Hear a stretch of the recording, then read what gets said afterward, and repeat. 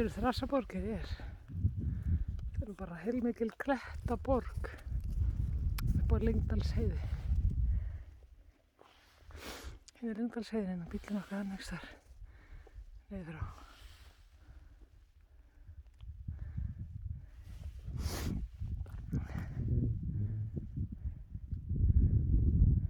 Sjá bara til þetta Laugarvatns og Apavatns. Heklu hérna og Tindfjallajökull. Eyjafjallajökull, síminn að vera batteríslaus. Búrfelli Grímsnesi hérna. Svo bara öll Þingvallafjöllin. Svo þið raðast hér.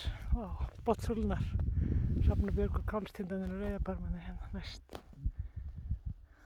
Þetta er alveg geggjað.